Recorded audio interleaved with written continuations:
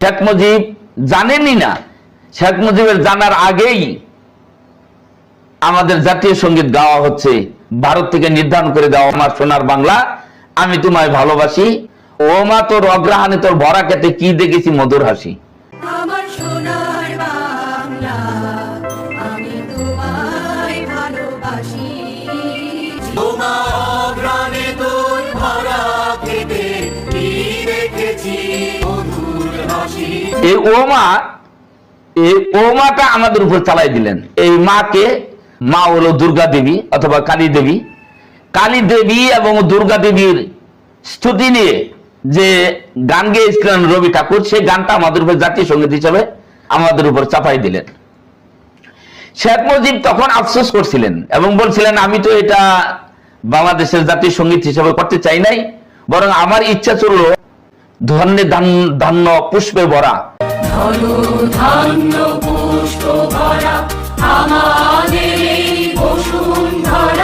এই গানটিকে জাতীয় সঙ্গীত বানাতে চাইছিলেন।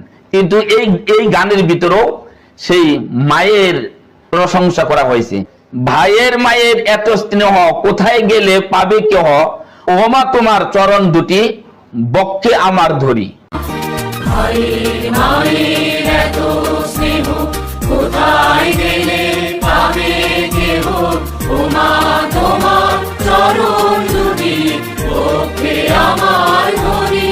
দেশে আরেকটি গান খুব প্রচলিত গান আপনারা জানেন, জন্ম আমার ধন্য হলো মা গো, এমন করে আকুল হয়ে আমায় তুমি ডাকো। জন্ম আমার ধন্য হলো মা গো, এমন করে আকুল হয়ে আমায় তুমি ডাকো। এখানে যে মা গো, এ মা বলতে কে? কালী দেবী অথবা দেশ মাতৃকা বা দেশের মাটিকে মা বলা হয়েছে। দেখেন আবার আরেকটি গান খুব প্রচলিত গান, সেই গানটির মধ্যে উল্লেখ করা হয়েছে, ৭১-এর মা জননী কোথায় তোমার মুক্তি সেনার দল। ৭১-এর মা জননী কোথায় তোমার মুক্তি সেনার দল। এই যে ৭১-এর মা জননী কোথায় তোমার মুক্তি সেনার দল, এই গানের মাধ্যমে প্রমাণিত হচ্ছে যে মাটিকে, দেশের মাটিকে মা কল্পনা করে গানগুলো রচনা করা হয়েছে। দেখেন এটা যে আসলে মাতৃভূমিকে মা কল্পনা করছে, এটা আমার কথা নয়, এটা একেবারে ঠিক গানের মধ্যে, অন্য একটি গানের মধ্যেও এই কথাটা উল্লেখিত হয়েছে। সেটি কি? ও মা মাতৃভূমি বুকে জ্বালা বিদ্বেষ, এই প্রশ্নের সোজা উত্তর তুমি দাও আমার দেশ। ও গো মা মাতৃভূমি বুকে জ্বালা বিদ্বেষ, এই প্রশ্নের সোজা উত্তর তুমি দাও আমার দেশ। এই যে গানটি, এই গানের মধ্যে স্পষ্ট করে দেওয়া হয়েছে, এখানে ওগো মা মাতৃভূমি, মাতৃভূমিকে ওগো মা বলে উল্লেখ করেছেন। অতএব এগুলো সবই শিরকিয়াত। এই গানগুলো আমাদের দেশে চলে আসছে ভারতীয়দের দ্বারা, আমরা দেশ স্বাধীন করে, ভারতের সাহায্য দেশ স্বাধীন করার পরে এই গানগুলো অটোমেটিক আমাদের দেশে ঢুকে পড়ছে। ওদের সংস্কৃতি, তাদের কালচার সবকিছু আমাদের ভিতরে ঢুকে গেছে আমাদের অজান্তেই। তো কাজে এগুলো গানের দিক দিয়ে যদি আপনি বিচার করেন তাহলে এগুলো ঠিক নয়, এই গানগুলো শিরকের দিকে ধাবিত হয়। বঙ্কিমচন্দ্রের বিদ্বেষপূর্ণ গ্রন্থ আনন্দ মঠ, তাতে আছে বাহুতে তুমি মা শক্তি, হৃদয়ে তুমি মা তুমি ভক্তি। বাহুতে তুমি মা শক্তি, হৃদয়ে তুমি মা ভক্তি, তোমারই প্রতিমা গড়ি মন্দিরে। এই মা বলতে করলে একই কথা।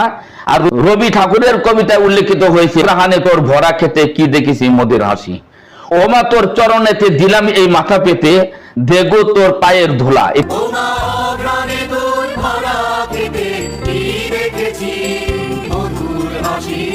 তোর চরণেতে দিলিম এই মাথা পেতে, দেগো তোর পায়ের ধুলা, সে যে আমার মাথার মালিক হবে।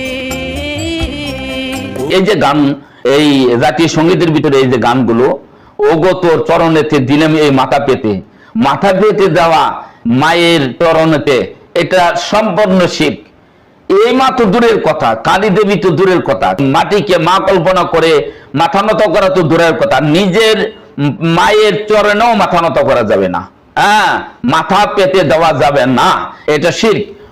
এই যে বন্দে মাতরম ও সোনার বাংলার মাতৃবন্দনা এবং শেখ মুজিবের তোমার মাঝে আমার ঠাঁই হয় যেন মা, দেশ মাতৃকের উদ্দেশ্যে, যা সুস্পষ্ট শিরক।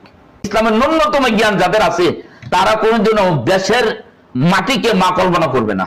সামান্যতম তাওহীদের জ্ঞান আছে, শেখ মুজিবের তাওহীদের সামান্যতম জ্ঞান ছিল না, তা আমরা এগুলো ঘটনা থেকে বুঝতে পাই।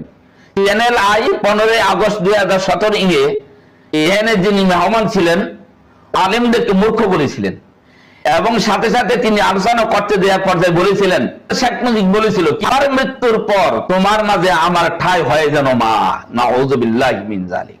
মানে এই দেশকে তিনি মা কল্পনা করছে। হিন্দুদের যে সংস্কৃতি, হিন্দুদের যে আকীদা, হিন্দুদের যে বিশ্বাস, এগুলো শেখ মুজিব বিশ্বাস করত। তাহলে দেখেন, একজন ন্যূনতম ইসলামের ন্যূনতম জ্ঞান যারা আছে তারা কখনোই দেশের মাটিকে মা বলবে না।